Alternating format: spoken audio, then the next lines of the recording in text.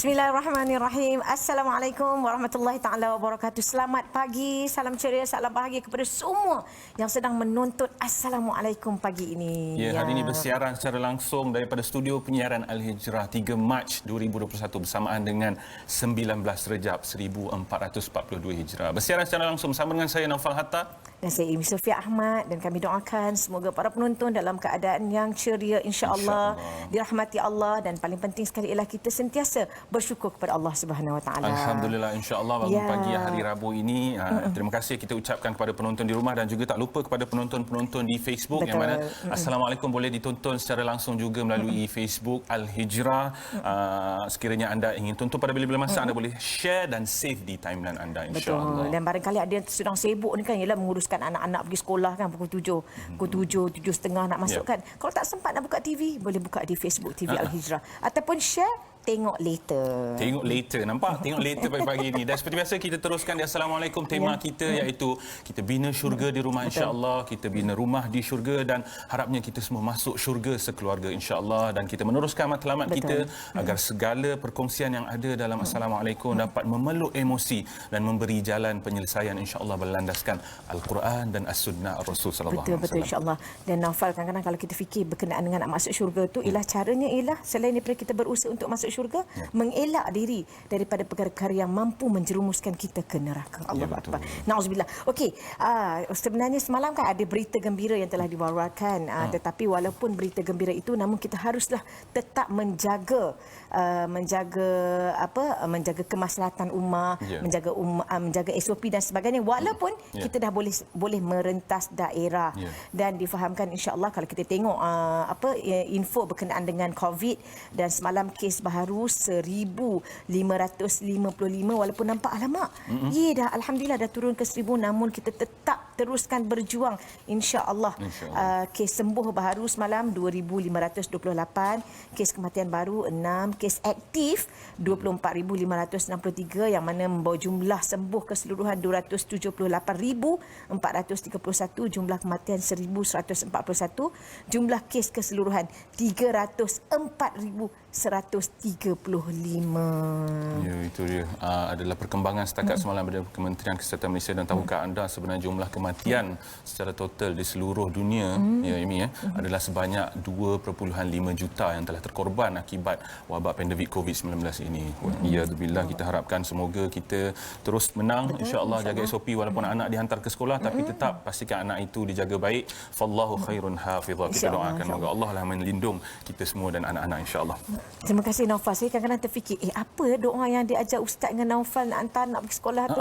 Fallahu khairan hafizah. Lupa, memang nak mesej, terlupa. Tapi alhamdulillah hari ini mengingatkan banyak kembali. Lagi doa-doa Ustazah Amin Sofia bacakan, insya-Allah. Dan kita nak teruskan kepada satu hari satu ayat kita, insya-Allah. Tapi betul, sebelum tu kita nak kenalkan dulu panel kita yang tidak asing lagi. Pastinya bersama dengan kita pada hari Rabu. Yang berbahagia beliau jurulatih utama Tadabbur Center, yang berbahagia Syekhana Ustaz Muhammad Syahri Abdul Rahman. Assalamualaikum Ustaz. Waalaikumsalam warahmatullahi wabarakatuh. Kekal tenang seperti biasa. Saya suka aura Ustaz Syahri tu. Sebab dia akan relax, tapi bila keluar butir-butir kalam, masya-Allah, membuka jiwa. Betul. Ustaz sebagai jurulatih utama, Naufal ingin menjadi jurulatih kedua utama. Sekiranya. Okey, insya-Allah. Dan para penonton, seperti biasa, insya-Allah kita akan memulakan Assalamualaikum dengan satu hari satu ayat. Dan hari ini kita memilih kembali ayat yang kita dah bawakan minggu lepas untuk kita lebih mendalami, dan insya-Allah semoga menjadi panduan terus dalam kehidupan kita. Surah Al-Isra ayat yang pertama, insya-Allah. Silakan Ustaz Naufal. Kita akan bacakan daripada surah Al-Isra ayat 1 seperti minggu lepas. A'udzubillahi minasyaitonirrajim. Bismillahirrahmanirrahim. Subhanalladzi asra bi'abdihi lailan minal masjidil harami ilal masjidil aqsa. ليلا من المسجد الحرام إلى المسجد الأقصى الذي باركنا حوله لنريه من آياتنا إنه هو السميع البصير. Yang bermaksud, Maha Suci Allah yang telah menjalankan hamba-Nya Muhammad sallallahu alaihi wasallam pada malam hari dari Masjid Al-Haram di Makkah ke Masjid Al-Aqsa di Palestin, yang kami berkati sekelilingnya untuk memperlihatkan kepada baginda Nabi sallallahu alaihi wasallam tanda-tanda kekuasaan dan kebesaran kami, sesungguhnya Allah jualah yang Maha mendengar lagi Maha mengetahui. Surah Al-Isra ayat yang pertama. Itu dia, Allahu Akbar. Jadi Ustaz, kalau minggu lepas keluar daripada kegelapan, hari ini kita nak fokus kepada Isra dan Mi'raj. Yang mana yang dikatakan dalam ayat ini, Asra bi'abdihi lailan minal masjidil haram ilal masjidil aqsa. Itu adalah Isra. Dan insya-Allah panjang nanti kita akan cerita berkenaan dengan Mi'raj. Jadi sebelum kita nak masuk kepada tajuk kita ni, Ustaz, kalau dapat kita bawa dulu, kita tadabbur ayat ini berkenaan dengan Isra pada hari ini. Assalamualaikum warahmatullahi wabarakatuh. Waalaikumsalam. Alhamdulillahi rabbil alamin wassalatu wassalamu ala asyrafil mursalin wa ala alihi wa sahbihi wa man tabi'ahu wa nasarahu wa jahada fillahi haqqa jihadihi, amma ba'd. Terima kasih Puan Ami Sofia, Naufal, seluruh para penonton yang budiman, yang berkelapangan untuk bersama dengan TV Al-Hijrah pada pagi yang diberkati ini. Alhamdulillah, kita bersama untuk kali yang keseterusnya bersama dengan Suratul Isra. Dan kalau kita lihat pada ayat yang pertama surah Al-Isra tadi, Allah Ta'ala berbicara tentang perjalanan di waktu malam yang berlaku dengan hanya satu malam. Nabi diperjalankan daripada Makkah ke Baitul Maqdis, daripada Masjidil Haram ke Masjid Al-Aqsa. Dan perjalanan berkenaan, ya, Allah Ta'ala telah akhiri dengan dua nama Allah.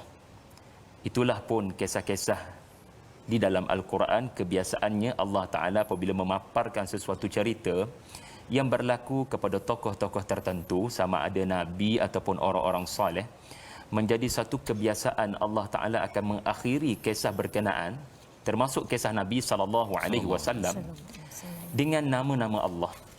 Kerana apa? Kerana di situlah adanya pengajaran kepada kita yang masih hidup. Kisah pada ayat 1 membabitkan Rasulullah SAW yang sudah wafat. Dan kisah itu kisah yang sudah lama berlaku 1400 tahun lepas, dan ia tak akan berulang kepada sesiapa pun dari kalangan manusia. Iaitulah nikmat diperjalankan untuk bertemu dengan para anbiya dan bertemu dengan Allah. Namun apabila penghujung ayat ini ditamatkan Allah Ta'ala sendiri dengan dua nama, As-Sami' Al-Basir, maka inilah ibrah untuk kita. Iaitulah Allah Maha mendengar, Rasulullah yang merintih semasa sujud al-masjid. Semasa sujud, Nabi meluahkan isi hati, berdoa, Allah Maha mendengar. Dan segala derita perjuangan Nabi di Mekah, 12 tahun berjuang di Mekah, Allah itu melihat. Jadi Rasulullah membanyakkan doa kerana baginda yakin Allah Maha mendengar. Dan Rasulullah yakin amalannya diperhatikan oleh Allah. Itulah keyakinan Rasulullah As-Sami' dan Al-Basir. Lalu soalan kepada kita, adakah kita apabila ditimpa musibah dalam kehidupan, dua nama Allah berkenaan menjadi kekuatan kita? Adakah disebut dalam doa kita, Ya Sami', Ya Basir? Kerana Nabi punya kekuatan, dengan dua nama ini hendaklah kita juga membina kekuatan bila mengalami kelemahan dengan dua nama Allah. Maha mendengar segala rintihanmu dalam doa. Jadi apa-apa musibah terjadi, jangan lupa berdoa. Tuhan nak tengok kamu merintih ataupun tidak. Telingamu sendiri mendengar ataupun tidak doamu, rintihanmu. Mengaku lemah ke tidak? Sombong atau bagaimana? Dan yang kedua adalah Tuhan menyaksikan, basir. Tuhan melihat segala jerih payah perjuangan untuk kamu struggle, ya, untuk move on, ya, untuk maju ke depan. Jadi dengan dua nama Allah berkenaan, Allah bagi rezeki yang sangat besar kepada Nabi, iaitulah motivasi yang bernama Al-Isra wal Mi'raj. Masya-Allah. Itu permulaannya. Mana-mana macam mana pun jerih payah yang telah berlaku kepada kita, innahu was-sami'ul basir. Dia mendengar dan dia tahu apa yang kamu perjuangkan walaupun orang lain tidak tahu. Ustaz, saya tertarik dengan surah ini. Adalah kita pun telah bincang pada minggu yang lepas. Ini adalah surah yang diturunkan sebagai pujukan, sebagai hadiah, yang mana bukan surah tapi peristiwa itu sendiri adalah hadiah yang teragung saya kira untuk seluruh manusia. Sebab Nabi sallallahu alaihi wasallam dipilih ketika hidup sendiri berjumpa dengan Allah, fakana qaba qausaini aw lebih dekat ataupun lebih kurang busur panah, sangat dekat dengan Allah secara fizikal. Dan ini berlaku selepas Allah telah uji baginda Nabi sallallahu alaihi wasallam secara fizikalnya di Tohmah. Apabila Nabi sallallahu alaihi wasallam telah dicerca, diseksa oleh kaumnya sendiri di Makkah, Nabi rasa kata aku keluar ke Taif, berjumpa Bani Thaqif. Tempat Taif tu indah, pastinya orang-orangnya indah. Tetapi sebaliknya yang berlaku, baginda dibaling batu dengan anak-anak kecil. Kalau saya lah hari ini dibaling batu dengan anak kecil, Ustaz, saya tak tahu apa berlaku kepada anak kecil tu, Ustaz. Kan? Tapi Nabi sallallahu alaihi wasallam balik pulangnya doa Nabi, Allahumma ighfir liqaumi fa innahum la ya'lamun. Ampunkanlah kaum, dia orang tak tahu. Dan sehingga kan ada doa yang wallahu alam, mereka mempersoalkan tentang kesahihan doa ini, Allahumma ilaika ashku dha'fi, ya Allah aku adukan kepadamu lemahnya kekuatanku, wa qillata hilati, wa habisnya upayaku, wa hawani 'alan nas ya arhamar rahimin, dan kehinaanku dalam pandangan manusia. Jadi Nabi seakan-akan mengadu kepada Allah, ya Allah aku dah pergi Mekah, kaum aku tak nak terima. Pergi ke Taif, keluar Mekah pun kaum di luar sana pun tak nak terima. Kemana lagi aku nak adu, kan? Seperti Nabi telah meletakkan semua kepada Allah, dan sehingga kan malaikat tanya, nakkah aku hancurkan? Tapi Nabi tetap dengan akhlak mulia baginda Nabi sallallahu alaihi wasallam. Aku ni dah dihina, aku tetap tak apa. Ni kerana kaumku tak tahu. Boleh Ustaz komen tentang mulianya sifat Nabi sallallahu alaihi wasallam dalam konteks ini, Ustaz? Silakan. Terima kasih Naufal, Puan Ami. Respon spontan Nabi dengan tawaran malaikat penjaga gunung menggambarkan kepribadian Nabi sallallahu alaihi wasallam, menggambarkan kepribadian Nabi. Kadang kita mungkin beranggapan dia Rasulullah, wajarlah dia berkata begitu, maafkan kaumku, kerana dia memakai uniform Rasulullah. Saudara-saudari, ya, wa innaka la'ala khuluqin azim. Allah mengiktiraf Nabi punya akhlak sebelum umur 40. Nabi memang seorang yang pemaaf walau disakiti. Dan kita sedia maklum dalam peristiwa di Taif, untuk makluman para penonton Naufal dan Ami, Nabi pergi ke Taif kerana tahap kebencian yang memuncak daripada orang-orang dari tanah air sendiri. Orang Makkah, saudara-saudara Nabi sendiri, ya, sebahagiannya ahli keluarga Nabi sendiri, tetapi sangat tegar, kuat tentangan mereka sampai ke tahap habis-habisan dilawan Nabi. Apatah lagi kehilangan Abu Talib menyebabkan mereka seakan-akan merasakan tiada lagi kabel istimewa buat beliau. Jadi serangan habis-habisan, Nabi mencari potensi baru di Taif. Tak apalah, kamu menjadikan aku seperti Yusuf, dicampakkan aku dalam telaga, tak apa, aku akan berjalan pergi ke Taif. Dan baginda pergi ke Taif berdakwah pintu ke pintu dalam bulan Syawal, 10 hari. Kita Syawal ni. Pergi juga Ustaz, pintu ke pintu. Pergi pintu ke pintu. Ya, mengharapkan rezeki. Tetapi Rasul memilih untuk menganugerahkan rezeki iman kepada penduduk Taif, namun ditolak habis-habisan dengan respon penduduk Taif yang di luar jangkaan Nabi. Pak Nofas sebut tadi, orang-orang Taif ini orang-orang yang dikurniakan Tuhan rezeki buah-buahan. Ya, mungkin Nofal pun mungkin daripada Taif, kerana Nofal sebut tadi orang-orang yang indah-indah belaka. Jadi pemimpin di situ mengarahkan anak-anak kecil untuk merjam, membaling batu kepada Nabi dan budak suruhannya yang dibawa bersama. Dan akhirnya berdarahnya baginda menyebabkan Jibril, ya, memaklumkan malaikat pemelihara gunung bersedia untuk menghancurkan penduduk Taif. Dan Nabi bila diberikan tawaran berkenaan, sallallahu alaihi wasallam telah berkata, jangan, bal arju an yukhrijallahu min aslabihim man ya'budallah la yusyriku bihi syai'a. Aku berharap mungkin ada dari keturunan mereka yang kelak suatu hari nanti akan menyembah Allah dan tidak melakukan syirik. Masya-Allah. Jawapan Nabi mengajar kita, apakah tujuan sebenar anda melakukan dakwah? Kalau anda bercita-cita untuk berdakwah bagi mengubah orang, anda mungkin akan kecewa, emosional dan tidak boleh menerima perbuatan orang-orang Taif. Tetapi perhatikan Nabi. Apabila Nabi cakap begitu, pertama sekali dia mengajar kita dakwah ni jangan terlalu cepat kecil hati, kerana barangkali kalau tidak pun Abu Jahal, anaknya Ikrimah, akan memeluk Islam. Kalau tidak pun Al-Walid, Khalid Al-Walid. Demikianlah ya keanehan yang berlaku kepada apa yang disebut sebagai hidayah. Kadang ya ayah mereka tentang habis-habisan. Tetapi anak-anak adalah pejuang Islam daripada Taif. Jadi di situ kita kena fikir jauh ke depan. Kenapa kamu boleh terima perbuatan budak-budak nakal ni? Ya, mereka serang cikgu mereka. Kita tak tahu siapa lahir daripada anak diorang. Ya, mungkin diorang tak perasan, diorang cerita pada anak-anak diorang tentang karakter guru berkenaan. Dan di situ anak-anak itu terbuka fikiran. Jadi itu nombor satu. Dan yang kedua, hikmah Nabi ditimpa keburukan di Taif berkenaan. Kerana makin banyak keburukan, dia meninggikan darjat kamu di sisi Allah. Dan lihat, Mi'raj adalah proses ketinggian darjat.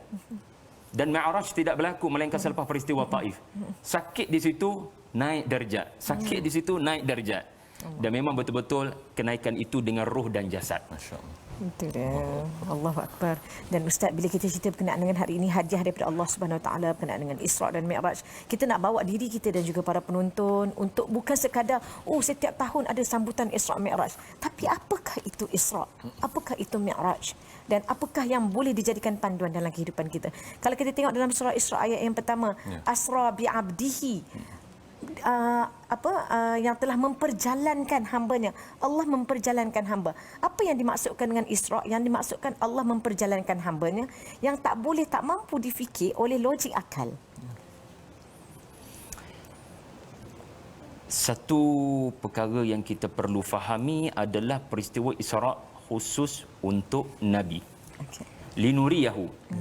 Dan bukannya linuriyahum. Kalaulah linuriyahum, alangkah baiknya ketika Nabi dipulangkan daripada langit di waktu siang. Bayangkan bagaimana Nabi turun daripada langit. Pasti terkejut orang-orang Quraisy yang selama ini katakan kepada Nabi, mana malaikat? Ataupun sekurang-kurangnya, tonjolkan kemalaikatanmu. Nah, itu berlaku kepada sallallahu alaihi wasallam. Tetapi kenapa peristiwa ini berlaku dalam keadaan tiada kaitan dengan mad'un, tiada kaitan dengan orang-orang kafir, bahkan tiada kaitan dengan mana-mana para sahabat. Nabi bersendirian malam itu. Ini memerlukan kita merenung seketika mengapa Allah Taala jadikan peristiwa ini hanya untuk Nabi sahaja sallallahu alaihi wasallam, sedangkan Allah Taala boleh membuka ruang peristiwa ini ibrahnya adalah kepada orang kafir. Dan saya tak boleh bayangkan bagaimana keimanan, kepercayaan, kejutan, tercengang, wow, melihat turunnya baginda daripada langit. Tetapi Allah tidak berkehendak ke arah itu. Sebab itulah bi'abdihi, ya, Rasulullah itu abd, linuriyahu, Rasulullah, ya, baginda yang diperjalankan. Ini mengajar kita pertama kepercayaan, sebagaimana Ami tanya tadi, sebab kamu tidak ada sebarang akses kepada peristiwa berkenaan. 100% daripada Quran yang menceritakan, 100% daripada bicara Nabi tentang peristiwa berkenaan. Nampak tak nampak, anda hanya perlu menjadi as-siddiq, anda hanya perlu membenarkan, dan tidak sedikit yang murtad kerana peristiwa Isra dan Mi'raj dari kalangan orang-orang Islam yang lemah iman. Ibrahnya adalah dalam proses berdakwah perlu ada titik di mana kita menyegarkan semula motivasi. Ya, kadang bila kita nak didik, nak mengajar, nak berdakwah, silibus sangat membantu, tetapi yang lebih penting adalah motivasi kepada guru yang mengajar. Maka kerana aspek motivasi, supaya Nabi benar-benar bertenaga dengan luar biasa. Dan fakta penting, Naufal, ahli-ahli sirah selepas saja membicarakan pasal Isra Mi'raj pada tahun yang ke-12 kenabian, lepas tu mesti mereka akan bicara tentang dakwah musim haji. Ini menunjukkan Nabi sangat bertenaga. Di musim haji mencari potensi-potensi baru. Soalan, daripada mana datang semangat, motivasi berkenaan? Daripada hiburan yang berlaku di malam Mi'raj. Bertemu dengan nabi-nabi, lalu Nabi jadi semangat. Tidaklah bermakna lepas peristiwa Isra, kapet merah dibentangkan. Nabi goyang kaki. Ya, seakan-akan ada kuasa ajaib. Siapa yang menghalang, mati belaka. Tidak. Cabaran tidak hilang. Bahkan cabaran makin kuat. Tetapi yang kuatnya siapa? Nabi makin kuat. Sebab Nabi telah melihat pembalasan dalam malam berkenaan. Ya, balasan kepada nabi-nabi, balasan kepada orang yang engkar. Semuanya diperlihatkan pada malam berkenaan. Masya Allah. Semoga keimanan tu kita betul-betul sematkan dalam hati dan tidak ada ragu-ragu walaupun sedikit pun. Ustaz, Isra dan Mi'raj bila mana kita diceritakan, ada hadis daripada hadis Imam Muslim sendiri panjang menceritakan Nabi dibelah dadanya dan disucikan hatinya. Dan kisah kita tahu ada yang periwayatan mengatakan Nabi pernah dicuci hatinya 3 kali dalam waktu kecil-kecil, waktu dijadikan Nabi sebagainya. Ada yang kata 2 kali dan sebagainya, wallahu alam. Tetapi ada satu hadis Nabi sallallahu alaihi wasallam menceritakan tentang ala wa inna fil jasadi mudghah, dalam hati, dalam setiap manusia ada satu hati yang mana kalau baik dia suci, maka sucilah amal perbuatannya, dan kalau dia sebaliknya lah, kalau kotor hatinya, kotorlah perbuatannya. Setakat mana pentingnya Ustaz kita perlu menjaga dan memelihara hati, dan bagaimana kita nak jaga dan pelihara hati itu betul, sebab kita tak boleh nak minta malaikat tolong cuci hati kita. Jadi apa kaedahnya untuk kita Islam untuk mencuci hati kita? Subhanallah. Satu perkara yang kita perlu fikir panjang, ya, kadang-kadang kita ni bila sambut Isra Mi'raj, kita terlalu dahagakan fakta-fakta, ya, cerita-cerita. Walhal satu fakta sudah menyebabkan kita terhenti, berfikir, bertafakur, tadabbur. Antara fakta berkenaan adalah pembelahan dada dan penyucian hati baginda sallallahu alaihi wasallam dengan air Zam-Zam dengan tangan Jibril alaihi salam sebelum perjalanan. Okey, fikirkan sejenak. Sebelum anda berjalan, kenapa kena ada proses yang membabitkan hati? Dan sekarang pun merentas daerah dibenarkan. Pesanan kita adalah berhati-hati. Jadi apa kaitan hati dengan perjalanan? Betul. Kerana ketakutan nak berjalan seorang-seorang dalam kegelapan, sendirian tanpa teman, mustahil seorang bernama manusia tidak rasai ketakutan. Dan baginda bukan tahu nak pergi ke mana. Bukan ada surat tawaran daripada Masjidil Aqsa. Bukan ada tawaran daripada langit mengatakan ini tentatif. Nabi tak tahu apa yang akan berlaku. Maka alladhi at'amahum min ju' wa amanahum min khauf. Hati berkenaan represent emosi yang boleh ada. Ini kata Dr. Akram Dia, di mana pembersihan hati itu adalah untuk tujuan menyingkirkan ketakutan. Kerana perjalanan yang tak diketahui ke mana, bersendirian pula tu dalam kegelapan malam, maka Nabi dihilangkan ketakutan. So pengajaran dia, dakwah ni adalah perjalanan. Ia membawa dakwah, menyelamatkan akidah masyarakat adalah seumpama sebuah perjalanan, sebab dia memindahkan madu'u dari satu keadaan jahiliah kepada satu keadaan hidayah. Maka seorang pendakwah tidak boleh ada perasaan takut, ya, kepada bahaya yang nak datang di jalan dakwah. Hatinya kena kental, hatinya kena kuat, yang Allah akan kekal bersama. Dan yang melakukan operasi belah dada ni bukan mana-mana doktor pakar pembedahan di atas muka bumi. Betul. Tetapi Jibril. Kenapa kena tangan Jibril? Kenapa kena sentuhan Jibril? Kerana para malaikat dalam suratul Anfal, fathabbitul ladina amanu sa'ulqi fi qulubil ladina kafaru ru'ba. Malaikat ni dia akan berperanan untuk menetapkan iman Nabi. Ma nuthabbitu bihi fuadak. Untuk kekalkan pendirian Nabi, untuk tidak takut kepada cabaran. Jadi jangan takut. La takhaf wa la tahzan. Itu antara sebablah proses pembelahan dada itu berlaku. Itu dia, Allahu Akbar. Itu adalah antara perkara-perkara yang berlaku dalam peristiwa Isra dan Mi'raj. Dan Ustaz, bila kita masuk kenaan dengan Isra ni, apakah Isra? Apakah yang dimaksudkan dengan perjalanan daripada Masjidil Haram ila Masjidil Aqsa? Rasulullah buat apa daripada perjalanan itu? Dan kenapa diperjalankan Masjidil Haram ila Masjidil Aqsa, awak tak pergi tempat lain? Kenapa tak pergi terus je kan? Naik ke atas? Pasal apa ada perjalanan tu dulu? Kita nak tahu juga berkenaan ini Ustaz dan juga para penonton, tapi kita nak berehat seketika, kembali selepas ini.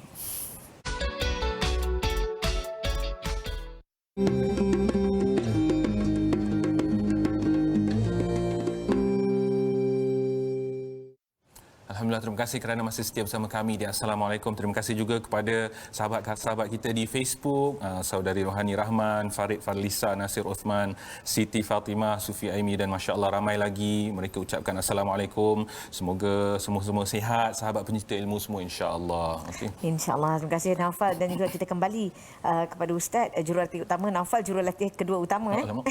Okey, jadi Ustaz, berkenaan dengan Isra, perjalanan daripada Masjidil Haram ila Masjidil Aqsa. Apa yang berlaku ketika itu, dan kenapa perjalanan itulah lokasi-lokasinya? Al-Isra adalah perjalanan di waktu malam.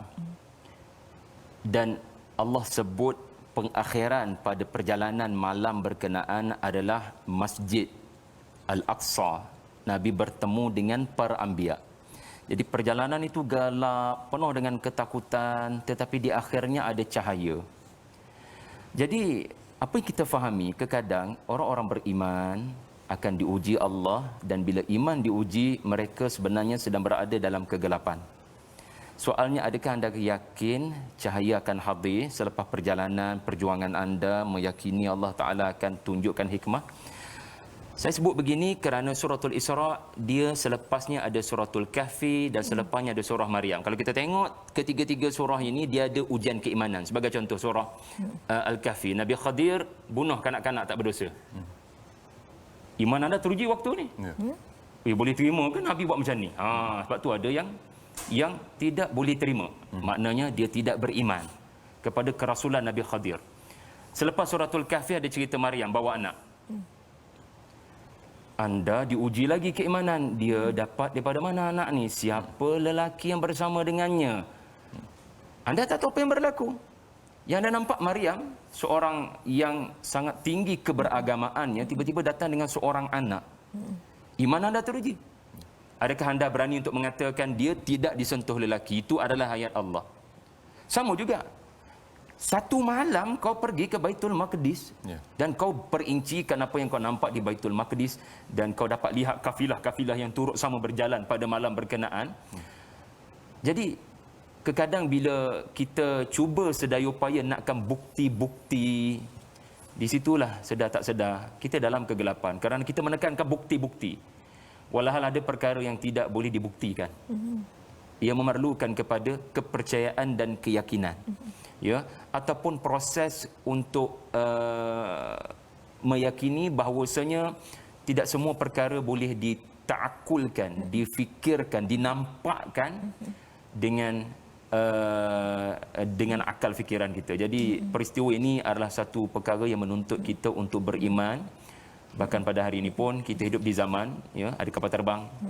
Jadi di situ sudah mengajar kita, kalau akal manusia boleh untuk mencipta teknologi Mekah ke Palestin tak sampai 2-3 jam, maka di mana peliknya Allah Ta'ala untuk memperjalankan hamba-Nya dalam hanya beberapa jam ke Baitul Maqdis dan perjalanan 7 petala langit pada malam berkenaan. Masa telah dilipat oleh Allah pada malam berkenaan. Suratul Kahfi pun kita faham ada cerita pasal Allah melipat masa, Allah Ta'ala menundukkan masa kepada orang-orang beriman. Jadi tiada yang pelik bagi orang beriman. Masya Allah. Tiada pelik bagi orang beriman. Sebab dalam surah Al-Isra ni ayat pertama Allah sebut pasal Nabi Muhammad, yang kedua Nabi Musa AS, yang ketiga Nabi Nuh. Semua ni Allah perjalankan dia tanpa logik akal yang kita tak boleh fikirkan. Nabi Musa dihanyutkan sungai, Nabi Nuh ni kapal bahtera yang masya-Allah. Bila benda ini tak ada yang pelik untuk kita orang yang beriman, insya-Allah. Ustaz, kita beralih kepada perjalanan Nabi sallallahu alaihi wasallam Isra. Itu baginda Nabi menunaikan solat demi solat, dan sehingga akhirnya Nabi mengimamkan solat para anbiya di Masjid Al-Aqsa, dan kemudian berlaku pula pada Mi'raj Nabi menerima 50 solat, 50 kali solat, dan diterus sehingga 5 kali solat. Sinonimnya solat dalam kehidupan seorang muslim, sehingga ada yang kisah Nabi sebut arihna ya Bilal, wahai Bilal, laungkanlah azan dan rehatkan kami dengan solat. Mungkin Ustaz boleh kongsikan betapa signifikannya nilai solat ni dalam kehidupan para nabi dan khususnya kita orang Islam, Ustaz. Bila kita solat, apa yang kita lakukan bukan senyap, tak cakap apa-apa atas nama mengingati Allah. Sebenarnya itu bukan solat. Kerana solat berasal daripada perkataan silah, silaturahim, menjalin ikatan, mengikat supaya tidak putus. Al-urwah al-wuthqa, al-urwatul wuthqa, mengikat tali yang kuat. Lalu kenapa pentingnya tali? Supaya anda tidak jatuh ke laut, tenggelam, meninggal dunia, jatuh ke muka bumi, cedera parah, meninggal. Maka pergantungan itulah yang menyebabkan solat memberi kekuatan kepada para anbiya. Maka tidak perlu pelik setibanya Nabi di Baitul Maqdis, selepas Nabi mengikat borak baginda pada pintu masjid, Nabi melihat Nabi Musa, Nabi melihat roh Nabi Isa dalam keadaan menunaikan salat. Kemudian Nabi pula mengimamkan salat, bukan sekadar salat bersama-sama. Kemudian Nabi naik ke atas menerima kefarduan salat. Kesemua itu mengajar kita masalah yang dihadapi dalam kehidupan, uruskan perkataanmu, uruskan fikiranmu dengan musibah yang terjadi, uruskan tanganmu, uruskan fikiranmu dengan apa yang kamu bacakan 17 kali sehari, seperti Maliki Yaumiddin. Kalau kamu boleh fahami makna dia akan memberikan pembalasan. Maka seorang yang ditimpa musibah di Taif, ya, berlaku Taif dalam kehidupannya, berlaku kehilangan Khadijah dalam kehidupannya, dia akan tahu untuk tidak berkata negatif kepada Tuhan. Sebab dia tahu Tuhan sedang memberikan kepadanya pembalasan dan ketinggian darjat. Maka menyebut perkataan yang bukan-bukan kepada Tuhan, bersangka buruk kepada Tuhan, membatalkan pahala-pahala dan membatalkan proses Allah nak tinggikan darjat berkenaan. Barangkali itu antara yang boleh kita ambil lah daripada hikmah baginda. Kelihatannya salat itu menjadi isu besar di sebalik peristiwa Isra' dan Mi'raj. Masya-Allah. Allahu Akbar. Maknanya solat ni bukan perkara yang boleh dipandang enteng. Ini adalah paling penting sekali dalam kehidupan, dalam apa jua kehidupan kita. Mungkin barangkali kita perlu semak balik solat kita dan sebagainya. Ustaz, bila Naufal berkenaan dengan signifikasi solat dalam kehidupan dan sebagainya, ini tak habis-habis lagi dengan lokasi Masjidil Aqsa ni, Ustaz. Jadi antara lokasi Nabi sallallahu alaihi wasallam adalah Masjidil Aqsa, lokasi sebelum Rasulullah SAW meneruskan perjalanan Mi'raj itu. Nak tahu kenapa Masjidil Aqsa, dan pada hari ini seperti mana yang kita laungkan, ada satu kata-kata birruh bidam nafdika ya Aqsa. Dengan roh, dengan darah kita akan mempertahankan Aqsa. Jadi apa motivasi daripada Ustaz buat kami dan juga para penonton untuk perjuangan mengembalikan Masjidil Aqsa yang menjadi tonggak dalam kisah Isra' ini? Penyebutan Masjidil Aqsa ataupun penetapan Masjidil Aqsa sebagai destinasi kerana pertama menghubungkan Rasulullah dengan pembangun Masjidil Aqsa. Nabi Ibrahim alaihissalam. Pertama, dia mengajar Rasulullah tidak membawa risalah yang baru, melainkan menyambung risalah Nabi Ibrahim, pembina Baitul Maqdis, pembina Masjidil Aqsa. Dan sikap Nabi SAW pun ya adalah sikap Nabi Allah Ibrahim alaihissalam, ya, yang kasihkan umat. Kerana Nabi Ibrahim tak boleh terima yang kaum Lut akan dimusnahkan. Maka di Taif pun begitu. Rasulullah tidak boleh terima dengan tawaran malaikat. Jadi dari satu sudut Allah nak motivate, ya Rasulullah, kamu ada karakter Ibrahim. Sesuailah aku bawa kamu ke tempat Nabi Ibrahim bangunkan. Yang kedua, di Masjidil Aqsa adalah center kepada para rasul Bani Israel diutuskan. Operasi mereka bermula di situ, di tanah Syam, ya, barakna haulah. Maka fahamlah kita, Nabi jadi imam malam tu menandakan Islam telah mengambil alih baton perjuangan. Bani Ismail telah mengambil alih perjuangan daripada Bani Israel. Bani Israel ada masalah besar dengan hati mereka yang tidak dibersihkan.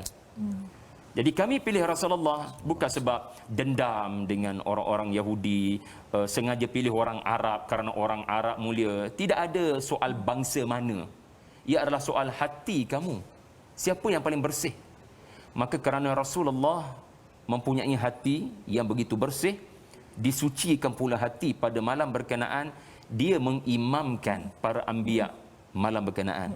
Jadi ini adalah satu misi di mana Allah nak menjelaskan Rasulullah, apa yang kau bawa, karenah yang dihadapi oleh kaummu, kebencian kaummu adalah perkara yang sudah pernah dihadapi oleh rasul-rasul terdahulu. Kalau risalah yang kamu bawa sama dengan nabi-nabi terdahulu, faham-fahamlah. Perjuangan, cabaran, ya, emosi, itu adalah perkara yang pernah dihadapi oleh orang-orang sebelum kamu. Masya Allah, pengiktirafan yang Allah bagi. Betul. Turunan Nabi Ibrahim itu terbahagi kepada dua Bani Israel daripada Ishaq dan Ismail datangnya, dan Nabi mengimamkan semua untuk menyatukan balik. Masya Allah, ini satu sejarah yang kita sepatutnya ambil sebagai satu peristiwa besar dalam fakta kita sebagai umat Islam, Ustaz. Dalam perjalanan Nabi SAW, Nabi diperlihatkan tentang balasan kenikmatan kepada para mujahid di jalan Allah, dan juga pada masa yang sama dilihatkan juga bagaimana balasan kepada orang yang mengata belakang, mengambil harta anak yatim dan sebagainya. Tapi pada hari ini masih ramai lagi yang bersifat sebegitu, terjerumus mengambil harta haram dan sebagainya dan meninggalkan perjuangan sebagai mujahid di jalan Allah. Komen Ustaz sendiri tentang isu ini. Betul, Nabi SAW telah diperlihatkan dengan seksaan yang diterima oleh pemakan harta anak yatim. Ya, bibir mereka menjadi seperti bibir unta, ke dalam mulut mereka dilemparkan potongan api neraka secara paksa, ya, lalu keluar daripada dubur mereka. Ini semua cerita yang sahih daripada Nabi. Rasulullah diperlihatkan dengan orang yang memakan riba, perut mereka besar, dan disebabkan itu mereka tidak dapat berpindah tempat dalam lokasi neraka. Rasulullah diperlihatkan dengan seksaan yang diterima oleh penzina, di mana sebelah tangan mereka memegang daging yang tebal dan baik, dan sementara satu tangan lagi memegang daging nipis dan buruk. Menariknya, apa yang Nabi telah kongsikan kepada para sahabat, seksaan yang ditimpa oleh pemakan harta anak yatim, pemakan riba, penzina, dalam suratul Isra memang ada larangan-larangan berkenaan. Seakan-akan suratul Isra memperjelaskan apa yang Nabi diperlihatkan pada malam berkenaan. Ya, sebagai contoh, dalam suratul Isra Allah Ta'ala melarang kita daripada melakukan perzinaan. Iaitulah suratul Isra, ya, pada ayat yang ke-32, wala taqrabuz zina. Maka sebab itulah pada malam berkenaan Nabi diperlihatkan. Sebenarnya kenapa Nabi? Kenapa tidak orang-orang yang nak melakukan perzinahan diperlihatkan? Barulah iman mereka meningkat, bukan? Sebab sekali lagi kita nak katakan, ini motivasi untuk berdakwah. Bila kau nampak pembalasan tu depan mata engkau, jadi keinginan untuk menyelamatkan manusia akan lebih tinggi. Mereka memang tak nampak, sebab tu mereka nak melakukan. Tetapi seseorang yang diperlihatkan Allah tentang pembalasan kepada orang berzina, orang memakan riba, dan orang yang sama menerima Al-Quran yang diturunkan, suratul Isra yang melarang semua perkara ini, jadi perjuangannya akan lebih yakin. Ya. Seumpamanya seorang postman, dia nak bagi surat. Ya. Surat ni adalah kepada puan, kepada tuan ni. Ya. Tetapi postman berkenaan, ya, sudah mengetahui isi kandungan surat sebab ada title menunjukkan urusan, ya, Seri Paduka Baginda, kan, kita tahu. Yang mana kalau tidak diberikan ketaatan kepada perintah dan larangan dalam surat berkenaan, akibatnya adalah berat. Jadi keyakinan Nabi akan lebih tinggi. Lalu kita dapat simpulkan apa yang diperlihatkan pada malam itu adalah untuk Nabi lebih yakin dengan risalah yang perlu disampaikan. Iaitulah risalah suratul Isra. Dan bila Ustaz cakap berkenaan dengan sepatutnya kita ni maklum dengan sesuatu sign katalah di risalah yang disampaikan kepada kita. Contoh, Quran telah disampaikan kepada kita. Tapi itulah Allahu Akbar, semoga kita lebih apa orang kata, lebih berminat, lebih cenderung untuk mengetahui apa yang dipandukan oleh Al-Quran dalam kehidupan kita. Jadi Ustaz, kita sambung berkenaan dengan Isra Mi'raj. Sebelum Rasulullah SAW diangkat ke Sidratul Muntaha, dalam satu yang diceritakan, Rasulullah dahaga. Kemudian Jibril bawa dua bejana, dua bekas air berisi arak dan susu. Kita nak tanya apakah signifikasi arak dan susu, dan Rasulullah memilih susu lalu diminumnya. Kata Jibril, baginda membuat pilihan yang betul, iaitu fitrah.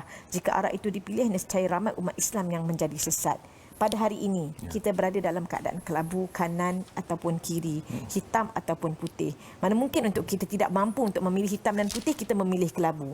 Jadi, apakah pengajaran daripada kisah ini untuk kita tetap memelihara iman dan juga akidah kita, walaupun tak tahu putih ke hitam ke, adakah kita wajar memilih kelabu? Nabi memilih susu dan Nabi tidak memilih arak, dan Nabi telah perjelaskan, ya, Jibril telah memperjelaskan bahawasanya engkau telah memilih fitrah. Kerana Islam adalah cara hidup yang sangat selari dengan fitrah manusia. Sebagai contoh, ya, dalam suratul Isra Allah menggesa, ya, manusia agar bercakap baik kepada ibu bapa. Ya, ayat 24, ayat 25, ayat 23. Bahkan doakan ibu bapa. Orang waras mana tidak boleh terima gesaan ini walaupun belum beriman? Yang tak waras sahaja akan tolak agenda ini, kerana seruan berbuat baik kepada ibu bapa adalah seruan seluruh agama.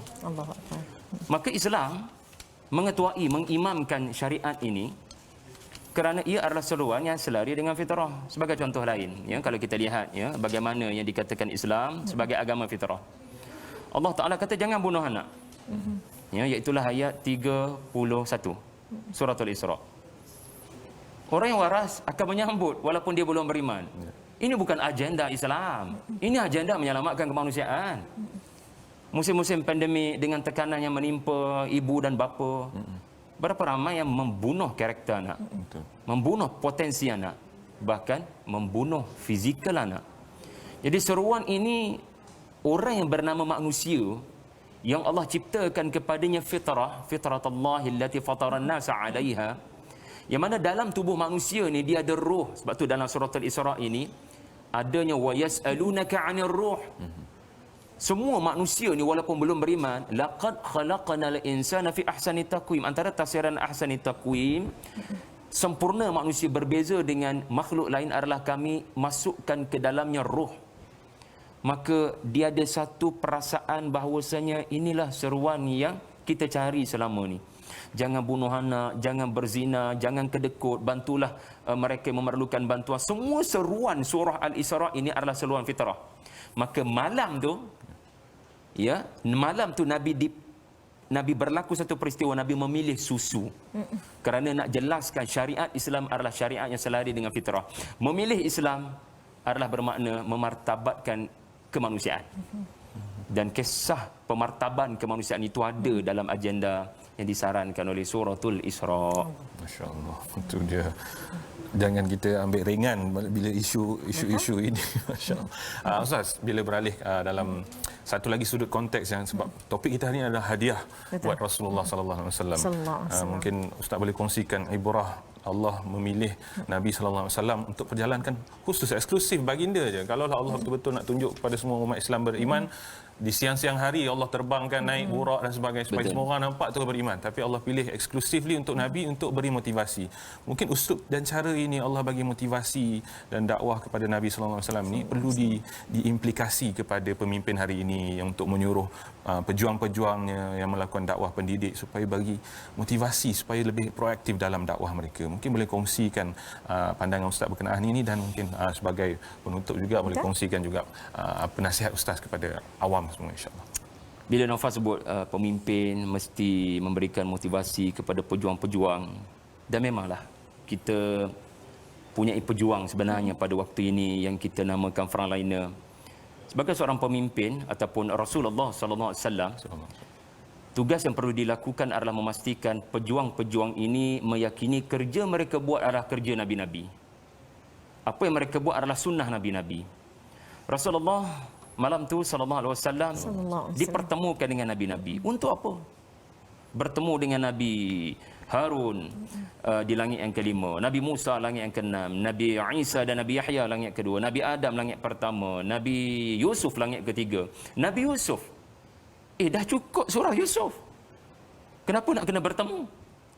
Kerana motivasi ini dia ada waktu naik, waktu turun. Bila turun itu berlaku, dan itulah tanda manusia, dia mengalami naik turun, maka dia perlu kepada melihat semula, mendengar semula. Dan kita tahu ya Suratul Isra ini memaparkan berita gembira, ya, bukan sekadar bertemu dengan nabi-nabi lalu bayangkan perasaan Nabi, aku bertemu dengan insan yang selama ni aku dengar kisahnya. Ya, malam tu anda bayangkan Nabi dapat lihat wajah seluruh para anbiya. Masya-Allah. Ya, yang dikurniakan Allah zaman yang berbeza-beza, geografi yang berbeza-beza, tapi malam tu berhimpun Melaka di Baitul Maqdis. Saya tidak boleh bayangkan bagaimana selepas memberikan salam 2 rakaat, Nabi melihat Nabi Nuh di belakang, Nabi melihat Nabi Isa di belakang, Ulil Azmi di belakang, seronoknya Nabi. Dan Suratul Isra memaparkan berita gembira di mana Islam akan menang ke atas Yahudi. Kita jangan ingat ya Suratul Isra hanya ayat 1. Ada ayat 7 tentang kemenangan Islam ke atas Yahudi di akhir zaman.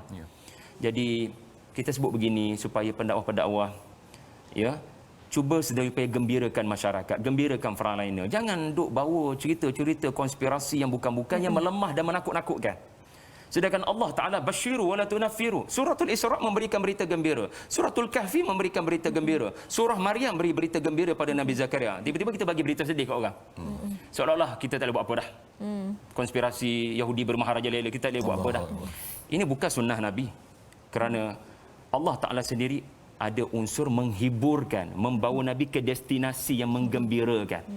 Jadi itulah barangkali saya punya rumusan kepada surah Al-Isra pada hari ini, insya-Allah. Masya-Allah. Allahu Akbar. Sebenarnya ini baru part 1 insya-Allah. Selepas ini insya-Allah barangkali minggu depan kita akan masuk ke Mi'raj dan sebagainya. Bukan kita yang pergi ke Mi'raj, maknanya kita ustaz akan bawakan kepada kita berkenaan kisah Mi'raj. Dan pagi tadi saya belum nak keluar, saya sempat nak mencari Kompas 114 ni sebab nak study sikit, tapi tak sempat pula dah nak jumpa kan. Jadi kepada anda para penonton yang anda ingin mendapatkan buku ustaz Kompas 114 di bawah teduhan kisah-kisah Al-Quran ataupun semua buku-buku ustaz, insya-Allah boleh beli di Shopee Paradigma Ibrahim. Insya-Allah ustaz nak bagi diskaun 10% ataupun boleh dapat diskaun RM8 kalau pembelian itu melebihi RM50, insya-Allah. Terima kasih banyak ustaz. Terima kasih banyak Ustaz. Sebenarnya berkenaan dengan buku ni, kadang-kadang kita berkira-kira, sedangkan hidangan makanan kita daripada order Grab dan sebagainya pun dah melebihi daripada jumlah beli buku tu. Buku yang mana membuka hati dan minda kita, insya-Allah. Alamak, insaf lah Naufal, kalau beli makanan tu kan RM50 tu dah apa. Kita tak kira beli makanan, beli buku kita rasa berat Apa pun terima kasih Ustaz Syahri. Masya-Allah, moga-moga Allah permudahkan urusan Ustaz dan juga penonton, dan terima kasih juga untuk mengikuti diskusi kita. Hadiah Allah buat Rasulullah sallallahu alaihi wasallam. Selepas ni kita nak berehat seketika. Teruskan bersama kami di Assalamualaikum. Selepas ini.